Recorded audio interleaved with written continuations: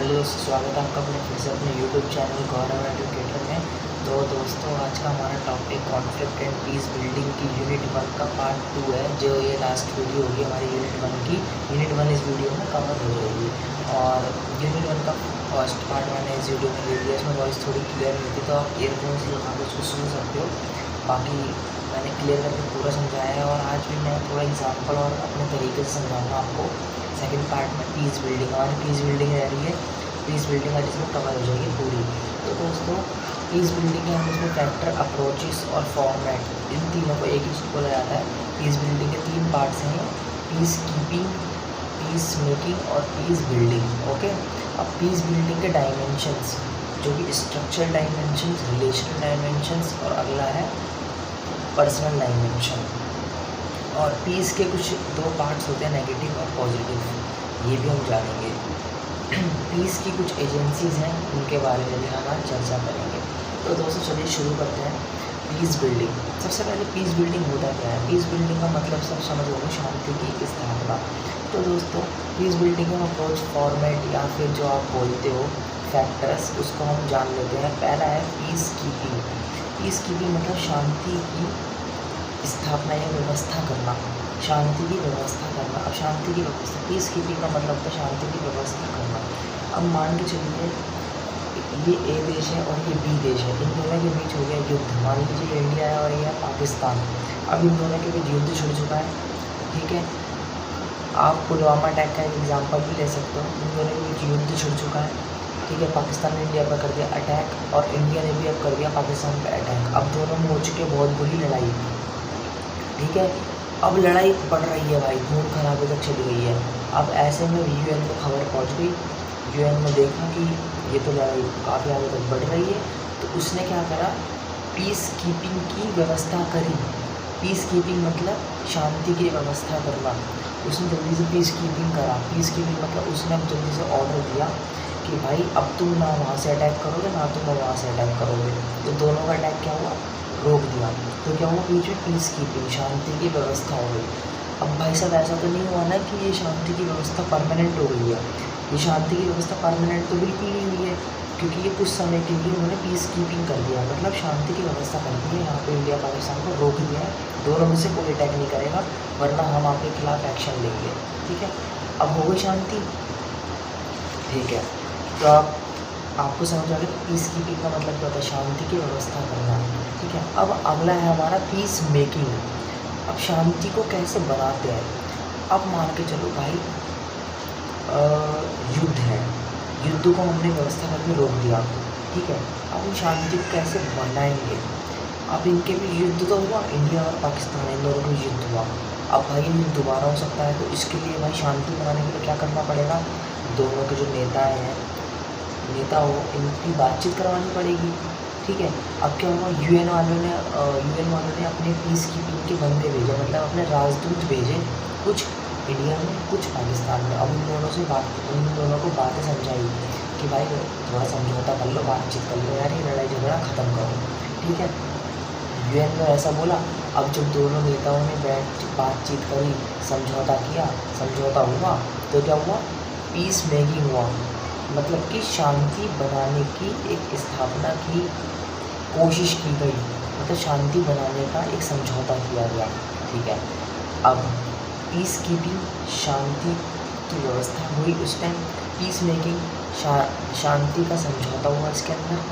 मतलब एक तरीके से मान लो इसके अंदर युद्ध पूरा ख़त्म नहीं हुआ है, लड़ाई कभी भी हो सकती है। समझौता कर लिया उन्होंने कि हाँ भाई अब नहीं लड़ेंगे अब, ठीक है, हो गया समझौता। अब अगला बचा हमारा पीस बिल्डिंग। भाई पीस बिल्डिंग एक ऐसा स्ट्रक्चर है ना, जिसके अंदर शांति परमानेंट स्थापित होती है। समझा रहा हूँ।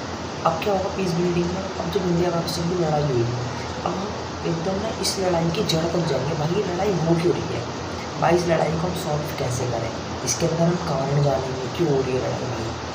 अब कारण हमने सब पता कर लिए कि ए है देश है, ये बी देश है। अब इन दोनों को हम मिला जुले के इनकी बातचीत करवाएंगे कि भाई चलो मिलजुल के रहो यार, क्या है लड़ाई में, ऐसे करके, मतलब युद्ध ना करो। युद्ध की स्थिति बिल्कुल पैदा नहीं करनी पीस बिल्डिंग में। पीस बिल्डिंग में कारण का पता लगाया जाता है कि ये युद्ध क्यों हो रहा है, क्यों संघर्ष हो रहा है इनके बीच, और इस संघर्ष को जड़ से निपटाने की पूरी पूरी कोशिश की जाती है।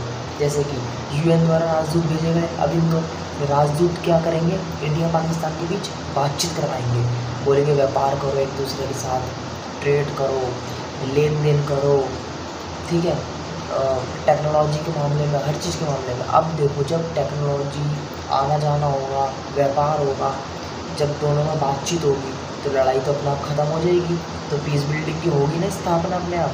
ये होता है पीस बिल्डिंग। पीस बिल्डिंग में हम परमानेंट कलेश को निपटाते हैं, जो इन देशों के बीच हो रहा है, जो दो आपसी पार्टियों के बीच कलेश हो रहा है उसको हम परमानेंट निपटाने की कोशिश करते हैं पीस बिल्डिंग में।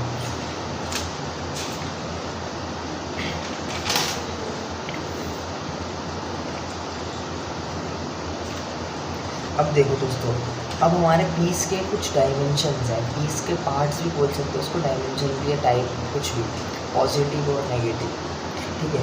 पॉजिटिव पीस, इसमें क्या होता है, जब दुश्मन भूल जाए सब कुछ, दुश्मनी भूल जाए और फ्रेंडली रिलेशनशिप में आ जाए। जैसे कि मान लो एग्जांपल दे रहा हूँ, ये वैसा सीरियल नहीं है, इंडिया और पाकिस्तान बहुत गंदी लड़ाई कर रहा है। अब दोनों भाई दुश्मनी भूल रहे हैं, आपसी दोस्ती, भाईचारा और सलाम वाला खूब चल रहा है इंडिया पाकिस्तान में, ठीक है। ये क्या होगा, पॉजिटिव पीस, कि दुश्मनी भूलकर फ्रेंडली रिलेशनशिप में आ जाना। एक एग्जांपल हम इसका ले सकते हैं, जो साउथ अफ्रीका में गोरे काले का भेद था वो हट चुका है, अब लोग फ्रेंडली हो चुके हैं, गोरे काले का कोई भेद नहीं है वहाँ पर। तो ये क्या होगा, पॉजिटिव पीस। नेगेटिव में क्या होता है, नेगेटिव पीस में होता है कि मतलब कि ये ए देश है और ये बी देश है, मतलब ये दोनों देश हैं भाई, दोनों तो हैं दुश्मन, लेकिन कभी लड़ाई नहीं करते, मतलब दोनों एक दूसरे को एकदम दुश्मनी की नज़र से देखते हैं, घृणा की नज़र से देखते हैं। पाकिस्तान इंडिया ये दोनों दुश्मन हैं, ये दोनों आपस में लड़ाई तो कर नहीं रहे, लेकिन एक दूसरे को घृणा की नज़र से देख रहे हैं, कि मतलब जल रहे हैं एक दूसरे को देख के, ये मतलब क्या है, ये क्या है, मैं इसकी तरफ नहीं दे सकता, मैं उसको आगे बढ़ता नहीं दे सकता, मन में सोच रहे हैं, लेकिन युद्ध नहीं कर रहे हैं। इसमें युद्ध नहीं होता नेगेटिव पीस में, बस खाली एक दूसरे से घृणा की नज़र से देखते हैं। जैसे इंग्लिश में बोलते हैं एब्सेंस ऑफ वायलेंस, जिसमें खून खराबे और युद्ध ना हो। तो समझ में आ गया नेगेटिव पॉजिटिव क्यों होता है। अब पीस बिल्डिंग के डायमेंशंस, पहला स्ट्रक्चरल डायमेंशन, दूसरा रिलेशन डायमेंशन, तीसरा है पर्सनल डायमेंशन। स्ट्रक्चरल डायमेंशन में क्या होता है, अब भाई प्रशासनिक प्रक्रिया में कमी को पहचान कर उस कमी को दूर करना, ख़त्म कर देना, जिससे विवाद समाप्त हो जाए। भाई देखो स्ट्रक्चरल डायमेंशन, स्ट्रक्चर से मतलब आ गया होगा ना आपका ढांचा एक, भाई मतलब कि जैसे कि मान लो हमारे देश में कुछ चीज़ हो रही है, ठीक है, हमारे देश में बहुत घोटाला हो रहा है, हम करते कुछ हो रहा है पर हो कुछ हो रहा था, हम एग्ज़ाम में कुछ और करके आते, नंबर किसी और अच्छा आ रहा है, मतलब एग्ज़ाम्पल दे रहा हूँ। तो हमारे स्ट्रक्चर में कुछ झोल झाल है, ठीक है। जब ये स्ट्रक्चर हम सही कर देंगे, स्ट्रक्चर हमारा अच्छा होगा, तो क्या होगा, पीस बिल्डिंग होगी, अच्छा होगा, पीस बिल्डिंग की स्थापना होगी। स्ट्रक्चरल डायमेंशन, ठीक है, ये हो गया स्ट्रक्चरल डायमेंशन। जैसे कि किसी क्रिमिनल ने कोई क्राइम कर दिया, ठीक है, क्राइम कर दिया, अब उस क्राइम करने के बाद हमारे स्ट्रक्चर में तो कुछ गड़बड़ है, मतलब क्राइम करा बंदा, उसको जेल तो हुई नहीं, वो तो बरी होकर आ गया।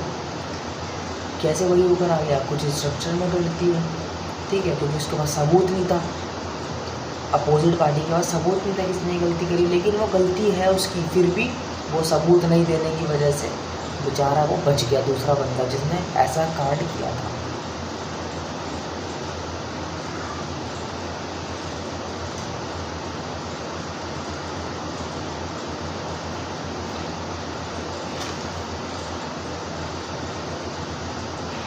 अब स्ट्रक्चर समझ में आ गया। जब हम अपने स्ट्रक्चर में सुधार कर देंगे तो दोनों पार्टीज़ मतलब हर चीज़ की पार्टीज़ मिलजुल कर रहेगी, ठीक है। हमें मतलब अपना स्ट्रक्चर देखना पड़ता है। जैसे मैंने आपको बताया कि मान के चलो नेता लोग वोट देते हैं, अब कुछ लोग नेता लोग क्या करते थे, पहले वोट में घपला करते थे, वोट बैंक की राजनीति में घपला कर देते थे, लेकिन अब ईवीएम मशीन आई, स्ट्रक्चर चेंज हुआ हमारा, जिससे क्या हुआ, थोड़ी ईमानदारी की बात हुई और घपला थोड़ा कम हुआ, या फिर पूरा ही समाप्त हो गया, ठीक है। अब आता है हमारा कौन सा डायमेंशन, स्ट्रक्चर के बाद आता है हमारा regional dimension. Regional dimension, regional में क्या होता है, इसमें दोनों पार्टियों की जो वो होती है ना, मतलब भिड़ास या खटास, इसके संबंधों को सुधारने का प्रयास किया जाता है। जैसे इंडिया और पाकिस्तान का एग्जाम्पल ले लो, इन दोनों में जो खटास है या संबंध खराब है उनको सुधारने का पूर्ण प्रयास किया जाएगा। इसमें आता है रीजनल डायमेंशन। ठीक है, ये भी समझ में आ गया होगा। आपको केवल में से बना के लिखना है, मैं आपको ऊपर से बता रहा हूँ खाली, ज़्यादा हार्ड पेपर है नहीं, फिर सारे क्वेश्चन पेपर निकाल कर देखो, बहुत ईजी है। अगला है हमारा पर्सनल डायमेंशन। पर्सनल डायमेंशन में होता है कि जो ए देश है और बी देश है, इनकी जनता है, जो इनकी जनता के अंदर भाई क्या दुश्मनी है, उस दुश्मनी को दूर करना। जैसे इंडिया की है, ये पाकिस्तान की है। अब भाई ये जनता बोल रही है पाकिस्तान इतना बकवास है, यहाँ की जनता बोल रही है इंडिया इतना बकवास है, पाकिस्तान की जनता बोल रही है चल इंडिया बेकार करती, पाकिस्तान बोल रहा है कि इंडिया बेकार है, ये है वो, इंडिया बोल रहा पाकिस्तान बेकार है। मतलब इतनी गंदी गंदी गालियाँ दे रही जनता और नेता बैठ कर खा रहे हैं। ठीक है, अब इनकी पर्सनल डायमेंशन में क्या देखा जाता है कि जो जनता है ना ए और बी देश की, इन जनताओं के दिमाग से दुश्मनी को दूर किया जाए, भाईचारे की भावना को पैदा किया जाए, आपसी संबंध की भावना को पैदा किया जाए।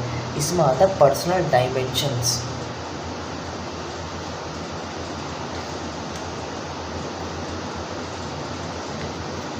देश की जनता से दिमाग से दुश्मनी को निकालना।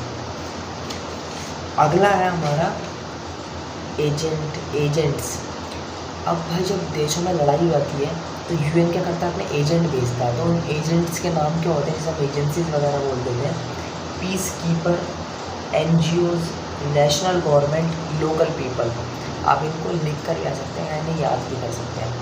तो सबसे इम्पोर्टेंट आपका पीस मेकिंग, कीपिंग और बिल्डिंग, ये तो भाई आप पेपर में आते ही आता है। दूसरा डायमेंशन भी पूछ लिए आते हैं, स्ट्रक्चर, रीजनल और पर्सनल डायमेंशन। तो भाई पीस बिल्डिंग आपकी पूरी कवर हो चुकी है। इस वीडियो में अगर आपको अच्छा लगे ना, कुछ समझ में आए तो शेयर करना, और अगर चैनल पर नए हो तो सब्सक्राइब करके बेल आइकन प्रेस जरूर कर देना, ताकि ये टूल आपको जल्द से जल्द चैनल पर मिलती रहे। तो वो दोस्तों चलिए अगली वीडियो में मिलते हैं। अगली वीडियो में जय हिंद, धन्यवाद।